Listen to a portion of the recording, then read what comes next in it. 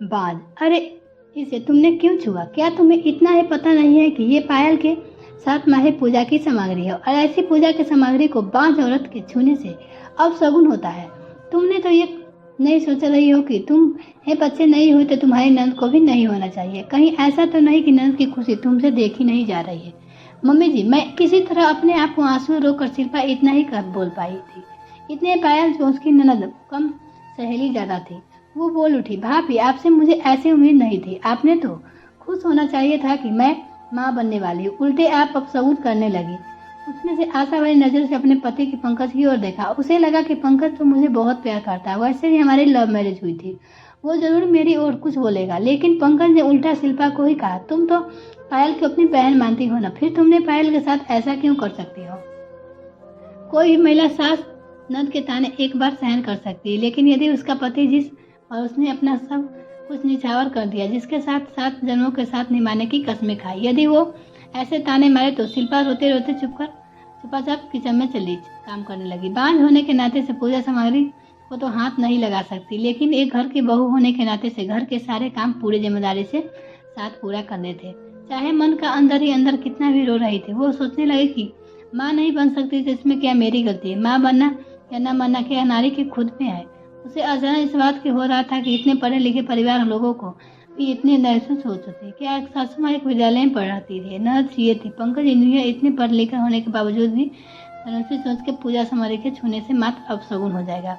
उसे याद आया कि कैसे वो पंकज से पहली बार ऑफिस में मिले थे। शिल्पा ऑफिस में एक प्रेजेंटेशन दे रही थी। इतने प्रेजेंटेशन में बॉस के साथ साथ सभी लोग तारीफ कर, खासकर पंकज ने प्रेजेंटेशन बहुत प्रभावित हुआ। एक ही ऑफिस के साथ काम करते करते हुए कब दोनों एक दूसरे से प्यार होने दोनों को पता ही न चला। दोनों एक जाति के होने से घर वाले भी मान गए और दोनों की शादी हुई। सास ससुर और ननद सभी का स्वभाव बहुत अच्छा था। इतना प्यार करने वाला पति पाकर शिल्पा को अपने बहुत भाग्यशाली पर समझ रहा। पंकज ने पहले ही कह दिया था कि शादी के 2 साल तक बच्चा नहीं करेंगे, जिंदगी में थोड़ा एंजॉय करेंगे, फिर बच्चे की जिम्मेदारी लेंगे। 2-3 साल तक परिवार में बच्चे के लिए किसी ने कुछ नहीं कहा, लेकिन 5 साल होते ही घर के सभी लोग ताने मारने शुरू करे। बात बात पर परिवार वाले और रिश्तेदार सभी शिल्पा को बांझ कर ताना मारने लगे। पंकज पहले पहले तो कुछ नहीं बोल रहा था, अब शिल्पा को बेरुखी पेश आने लगा। ऑफिस में तो सबके सामने सामान्य रहता था, लेकिन घर आते ही चुप्पी साध लेता था। सिर्फ काम पूर्ति करता था, जैसे दैनिक करने का फिर ऐसा लगता था कि न दोनों पति पत्नी एक ही घर में रहते। शिल्पा का मन चित्कार कर उठता था, लेकिन प्रयास करे तो किसी मन में मसरत रखकर उसे लगता था कि पंकज को भी बाप ना बनने का दुख तो थोड़ा है, दिन सह जाएगा। आज शिल्पा की 8वीं सालगिरह थी। उसे लग रहा था कि पंकज आज उसकी चुप्पी तोड़कर बधाई जरूर देगा।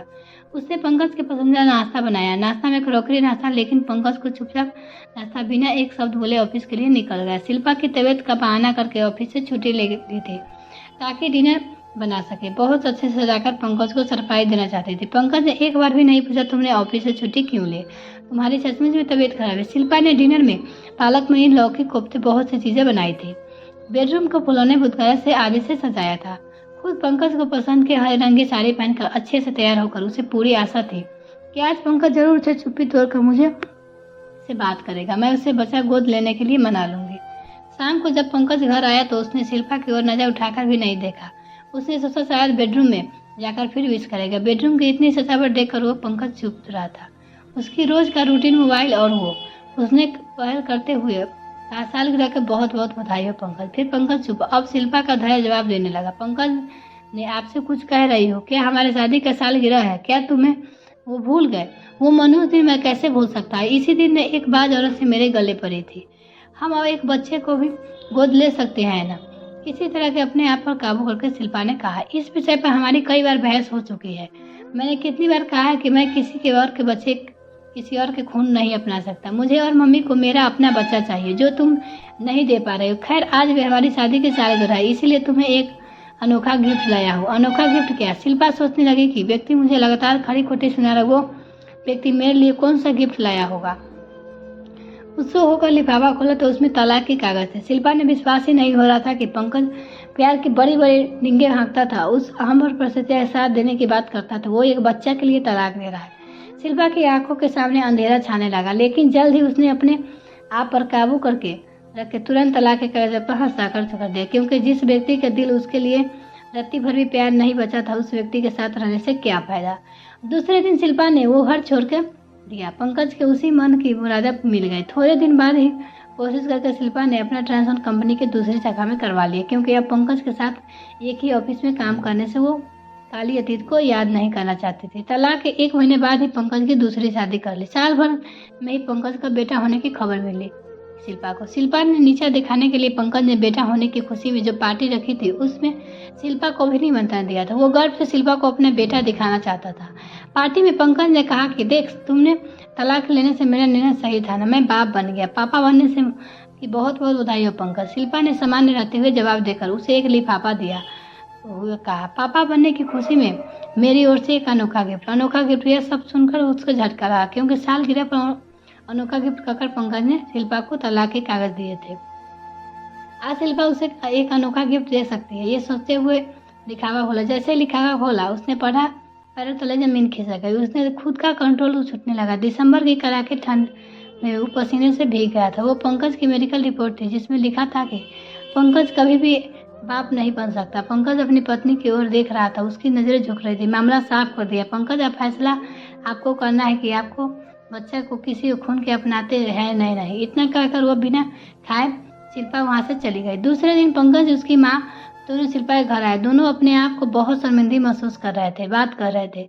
शुरू करे समझ ही नहीं आ रहा था। आखिरकार पंकज ने बात शुरू की। वो मेडिकल रिपोर्ट आपको याद है ना? हम दोनों अपनी मेडिकल जांच करवाई थी। किसी कारणवश आप रिपोर्ट लेने नहीं जा पाए थे। मैं अकेली ही लेने गई थी। हाँ याद है, लेकिन तुमने घर आकर बताया कि तुम्हें और रिपोर्ट में है, तो तुमने सब झूठ क्यों बोला? खुद को कोई कमी ना होते हुए इतने साल तुमने क्यों सबके सामने सहे रहे? और तुम्हें क्यों बहुत सताया? फिर तुमने भी कुछ नहीं बोला। आखिर क्यों शिल्पा? क्योंकि मैं आपसे बहुत प्यार करती थी। यदि आपको सच्चाई पता चल जाती तो उसे बर्दाश्त नहीं कर पाते। आप अंदर ही अंदर टूट जाते। मैं अपने प्यार को टूटता हुआ नहीं देख सकती। मेरा क्या है, मुझे तो ताने सुनने की आदत पड़ गई थी। लेकिन सच बताऊं तो मैं सभी के ताने सुनने के तैयार थी, लेकिन आपकी चुप्पी, आपके ताने सुनने की हिम्मत मुझ में नहीं थी। जब आप तलाक के कागजात दिए थे तब मुझे सच्चाई बता सकती थी। पंकज की गलती मेरी बहुत हो गई।